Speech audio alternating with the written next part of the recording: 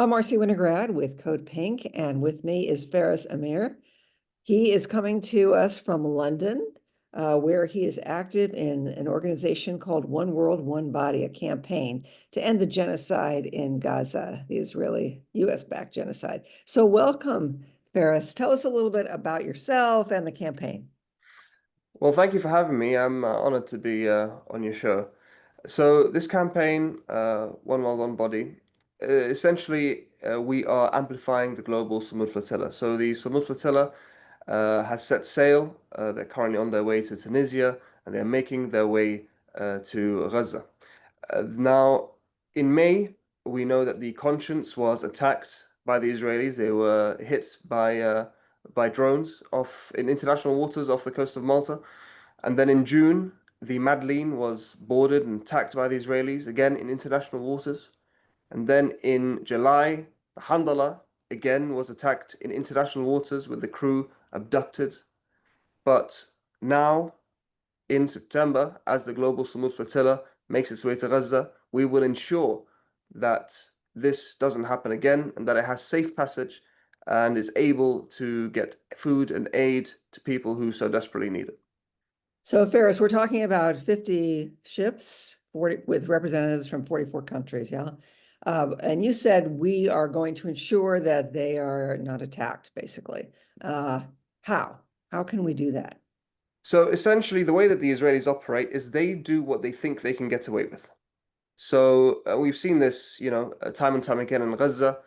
When they think they can get away with something, they'll do it, then they'll blame it on whoever. Now, if we can get as many eyes on the Global Samud Flotilla as possible, if we can get as many people talking about it in their own ways, then we can do as much as we can to minimize that risk of them getting attacked. This is why we're asking people to go out and make content, social media, any way that they can. Depends on what field they're in, etc. And to use our hashtag 1World1Body to hopefully create a global movement to support the Global Samud Flotilla in breaking the siege of Gaza. Yes, and that's one world, number one body, yeah? So tell Yes. us about how One World, One Body came to be. And are you only people active in London, in England, the UK, or is this much broader? So this is essentially we were a group of activists and we came together in December of 2023 and we launched the Countdown to Ceasefire campaign. We had people of conscience from over 80 cities across the world join us in counting down to a ceasefire New Year's Eve. And this current campaign is our next step. And we've seen that countries from around the globe have failed to uphold their international duties and that these brave activists from over 44 nations, as you said, have taken it upon themselves to uphold those duties for their governments. And we are hoping to build a global movement to protect this flotilla, to support it in any way that we can, and get people from all around the world involved. Yes, because we need all the sunlight we can, shine on what's happening, and nothing should be happening in darkness, which is what, of course, the Israelis want, as we see with them killing over 200 journalists. Now, I picked up, well, I didn't pick up, I opened the Washington Post, which I subscribed to on my phone this morning, and I just shook my head because there were all these headlines. There must have been 20, major stories that they were highlighting, and nothing about Gaza, nothing about the flotilla. So absolutely, yeah, we need to do this as grassroots activists. We need to amplify the message of the flotilla. So maybe you can share some ideas, specific ideas of what people might do to elevate the efforts of these representatives from 44 countries to break the siege, to break the Israeli siege. Our main call to people of conscience around the world is essentially to use whatever means they can to create content. Now, obviously, people have different niches, etc. We have artists, we have, artists in terms of, physical art as well as music.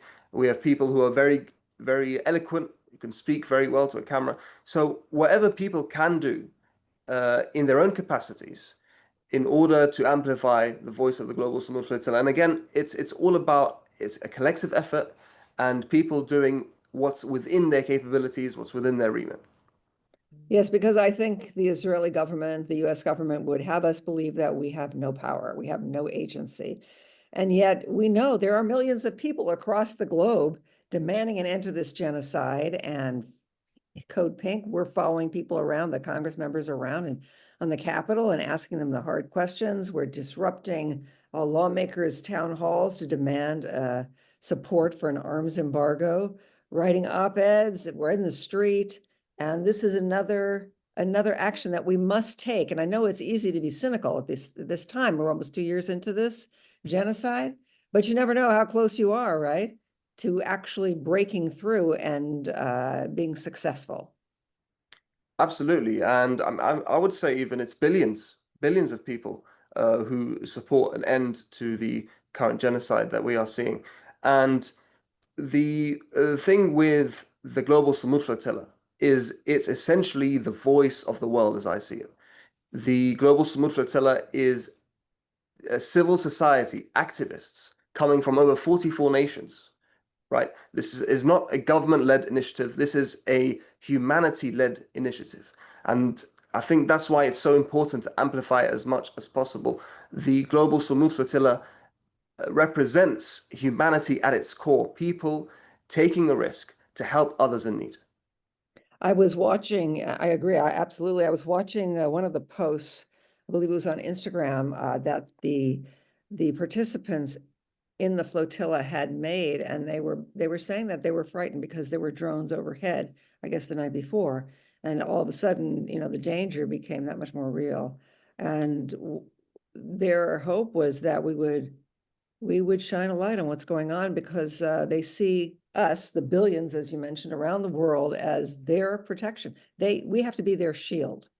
So I so appreciate what you're doing and what One World, One Body is doing. And lastly, just a couple of questions. Are you in touch with the flotillas, with the ships? So we as a campaign have members of our team who are in touch with people on flotillas. We get updates daily, and yeah, so that's why we know how important it is to keep amplifying the global smooth flotilla. As you said, drones are or have been flying ahead of the smooth flotillas, and the Israelis have a track record of not just abducting activists, of not just boarding and attacking ships, but of murdering activists. We have to remember in May 2010, the Mavi Marmara, which is a humanitarian ship, was boarded and 10 activists were killed on board. And so this is why it's so important that people make as much noise as possible about keeping the global Samud flotilla safe and making sure it gets to Gaza in order to deliver necessary food and aid to people who are under an Israeli-imposed famine and blockade.